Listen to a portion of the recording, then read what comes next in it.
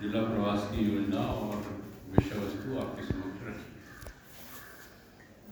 केंद्रीय टोली बैठती है तो हर बार पूरे कार्यों की समीक्षा होती है और बार बार दो विषय तो रहते हैं कि कार्य का विस्तार हो और कार्य की गुणवत्ता। पहला आता है कि विस्तार। तो कार्य का विस्तार में पूरे देश में मुझे लगता है लक्षद्वीप छोड़कर और सभी प्रांतों में अपना कार्य हो गया है, अपने सभी की जानकारी में। दूसरा लक्ष्य आया कि भाई हर प्रदेश के हर जिले में अपना काम हो। जहाँ हर जिले में वहाँ का कि हर तहसील में हो, तहसील में का ब्लॉक में हो, गांव में हो। सिद्धांततः तो बात ठीक लगती है कि भाई हर जगह अपने कार्य का विस्तार हो जाए, लेकिन वास्तविक दृष्टि से अपने को दो बातें हमेशा ध्यान में रखना पड़ती हैं कि हमारी जो संसाधन है, मानवीय संसाधन भी और वित्तीय संसाधन भी, वो कितने हैं और उस आधार पर कार्य का विस्तार होता है। अनावश्यक रूप से कार्य का विस्तार कर लें और उसमें गुणवत्ता न रहे तो फिर उसका अच्छे की जगह ऋणात्मक प्रभाव पड़ता है। इसलिए ये भी है कि हमको जब हम कार्य का विस्तार करते हैं तो ये देखना चाहिए कि हमारी क्षमताएं कितनी हैं। हमारी क्षमता में जितना है या हमको लगता है कि भविष्य में हम इतना कर पाएंगे, उतना ही कार्य विस्तार हमें करना चाहिए। और यदि कार्य विस्तार की क्षमता नहीं है तो जो हमारे पास है उसकी गुणवत्ता की बात। और गुणवत्ता के लिए यूँ तो हर जगह अपना काम चलता ही है, लेकिन ज़िले में काम हो, इस दृष्टि से विषय भी अभी रखे गए थे कि ये आधार है जिस पर हम ये कह पाते हैं कि सशक्तिकरण जिले का हुआ या नहीं। अब ऐसा नहीं है कि आप लोग कोई नए हैं, पहली बार कार्य क्षेत्र में आए हैं या वर्ष 2 वर्ष हुए, ऐसा नहीं है। लंबे समय से हम सभी काम कर रहे हैं। हम सभी के मन में चिंतन रहता है, कमियां भी हमको दिखती हैं। कमियां दिखती हैं तो उसके उपाय भी दिखते हैं। तो जो बिंदु रखे उनमें पहला हमारे सामने था कि केंद्र स्तर पर 10+2 स्तर का एक विद्यालय हमारे पास होना चाहिए। तो केवल विद्यालय होना इससे काम होता नहीं हमारा। ऐसे कई ज़िले हैं जहाँ 10+2 का विद्यालय है लेकिन वो प्रभावी नहीं है। ऐसे कई ज़िले हैं जहाँ जिला मुख्यालय पर तो नहीं है विद्यालय, दूसरी जगह पर है। ऐसी भी स्थिति है। ये विचार किया गया था कि जिला मुख्यालय पर 10+2 का एक अच्छा विद्यालय होना चाहिए। और अच्छे विद्यालय के क्या मानबिंदु होंगे ये हम सभी को पता है। वैसे ऐसा कुछ नहीं कि ना जानकारी हो, अगर दोहराना ही हो तो हम जब बात करते हैं कि भूमि भवन पहली आवश्यकता,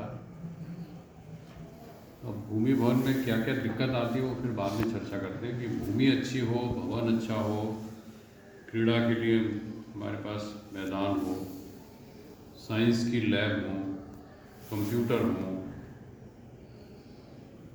प्रकाश की अच्छी व्यवस्था हो, आवागमन के लिए हमारे पास यदि संभव हो तो बसेज हों या अन्य कोई व्यवस्था जो हम जुटा सकते हों। लेकिन इन सबसे भी ज़्यादा जरूरी है कि आचार्यों का प्रशिक्षण हो, क्योंकि केवल भवन से विद्यालय नहीं चलता। विद्यालय में पढ़ाने वाले आचार्य दीदी, उनका हम चयन कैसे करते हैं, रिक्त स्थान तो नहीं रह जाते हैं, उनकी योग्यता कितनी है और योग्यता के बाद उनका प्रशिक्षण हुआ है। इसमें कुछ मूलभूत बातें फिर विस्तार से मैं इसी विषय को दोबारा से लेता हूँ। फिर इन आचार्यों की वेतन व्यवस्था के लिए हमने क्या किया है, अंग्रेजी संभाषण की व्यवस्था कितनी है, स्किल डेवलपमेंट कितना है, आईटी का प्रयोग कितना है, और ये जो हमारे मूलभूत विषय हैं उनका उस विद्यालय में क्या प्रबंध है। इन सब के आधार पर सामान्यतः देखते हैं कि विद्यालय अच्छा है, प्रभावशाली है, गुणवत्तापूर्ण है, लेकिन आमतौर पर समाज जो मूल्यांकन करता है वो कैसे करता है कि विद्यालय का परिणाम क्या है। विद्यालय में 10th में कितने लोग प्रथम श्रेणी में आए, मेरिट में कितने आ गए, 12वीं में कितने प्रथम श्रेणी में आए, मेरिट में आए। आमतौर पर लोग मूल्यांकन ऐसे ही करते हैं, वो भी ज़रूरी है, लेकिन मूलतः विद्यालय का मूल्यांकन मेरे समझ में ऐसा होना चाहिए कि देखिए, अगर हमने सरकार में जो मॉडल स्कूल प्रणाली है, यहाँ भी होगी, एक उत्कृष्ट विद्यालय चलते थे हर जिले में, शायद यहाँ किसी और नाम से चलते हों, वहाँ एडमिशन देते थे 70% में जिसने 10वीं किया हो उसको, और 12वीं में कहा कि 100% परीक्षा परिणाम आया तो हम बहुत सफल हो गए। तो हमने उनके अंकों का औसत निकाला तो मालूम पड़ा कि 70 वाले को प्रवेश दिया था तो उसका 85 तक जाता, उसकी बजाय वो 65 पे आ गया। फर्स्ट क्लास तो अभी भी है, रिजल्ट 100% है। तो कहने को सांख्यिकी के हिसाब से तो बहुत अच्छा हो गया, लेकिन अगर गुणवत्ता की बात करें तो बजाय आगे जाने के वो पीछे बढ़ गया, 70 से 65 पे चला गया। मार्कशीट के आधार पे पूरे बच्चे का हम मूल्यांकन करें, ये कोई आदर्श प्रणाली नहीं है। मैं हर बार ये कहता हूँ एग्ज़ाम के प्रणाली से बहुत जुड़ा होने से, ख़ासतौर पे लोक सेवा आयोग में और यूपीएससी से, कि मार्कशीट और बच्चे की योग्यता, इसमें कोई सीधा कोरिलेशन नहीं है, सहसंबंध नहीं है। नंबर बहुत ज़्यादा होते हैं और बच्चा उतना तेज नहीं होता, जीवन में आगे नहीं निकल पाता, और अंक कम है लेकिन वो समाज में बहुत सफल भी हो जाता है।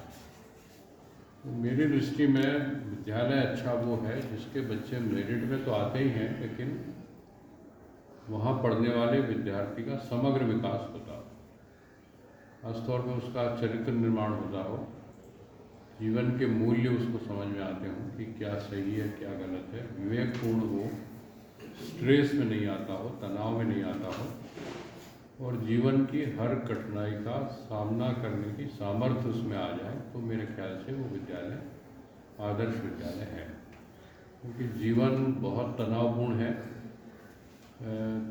विद्यार्थी जीवन में हमको ये पता नहीं रहता कि हमारे माता पिता की आर्थिक स्थिति क्या है, सामाजिक स्थिति क्या है, भविष्य में रोजगार की क्या स्थिति होने वाली है, संपत्ति हमारे पास कितनी है, ये विद्यार्थी को नहीं पता रहता। लेकिन 12वीं करने के बाद दुनिया भर की अपेक्षाएं उससे फिर होने लगती हैं, और इस चुनौती का सामना करने में वही विद्यार्थी सफल होगा जो इन सब चीज़ों को समझता हो, जानता हो, इसका एनालिसिस करने की उसमें क्षमता हो। और ये अगर हम विकसित कर पाते हैं तो मेरे ख्याल से 10वीं और 12वीं का जो बच्चा है उसके लिए आदर्श विद्यालय वही होगा। अंक 90% ना आए कोई बहुत फर्क नहीं पड़ता है, 80 आए 70 आए तो भी चलेगा, लेकिन जीवन में असफल ना हो, ये क्षमता उसमें विकसित होनी चाहिए। तो दोहराने के लिए जब हम कहें कि मैदान, भवन, लैब, ये सब बातों में देखते हैं, तो भवन के बारे में 2 चीज़ें समिति को हमेशा ध्यान में रखना है। देश भर में ऐसे कई विद्यालय मैंने देखे जिसमें भवन बन गया और भूमि की रजिस्ट्री नहीं होती। बहुत सारे विद्यालय हैं, गाँव में दान दे दी जमीन और लिखा पढ़ी कुछ हुई नहीं, रजिस्ट्री हुई नहीं, भवन बना लिया, और 20 साल बाद जिन्होंने दान दी थी उनके बेटों ने कहा कि अब तो हमको चाहिए वापस, और रजिस्ट्री करना है तो इतने इतने पैसे दोबारा लगे, क्योंकि ज़मीन की कीमत जैसी बढ़ रही है उसके मन में कहीं ना कहीं लालच आ जाता है। तो विद्यालय हमारे जहाँ भी है जिला स्तर पे, उनकी भवन बनाते से पहले उसकी भूमि की स्थिति क्या है ये हम देख लेंगे, हमारे नाम उसकी रजिस्ट्री है कि नहीं, और रजिस्ट्री हो गई है तो समिति को मालूम है कि नहीं कि वो रजिस्ट्री कहाँ रखी। ऐसा समिति से भी मिलना हुआ है जहाँ उन्होंने कहा कि हमारे पास रजिस्ट्री है, अगर किसके पास है, बोले शर्मा जी के पास होगी, बोले शर्मा जी तो रहे नहीं, किसके पास होगी, तो उन्होंने कहा अग्रवाल जी के पास। उनके घर गए तो उनका मैंने उनको दे दी, 10 लोगों का घूम फिर के गए और रजिस्ट्री की काफ़ी नहीं मिली। तो भवन का, भूमि का रिकॉर्ड संसाधित करना, संधारित करना, ये भी विद्यालय के लिए बहुत बड़ी आवश्यकता है।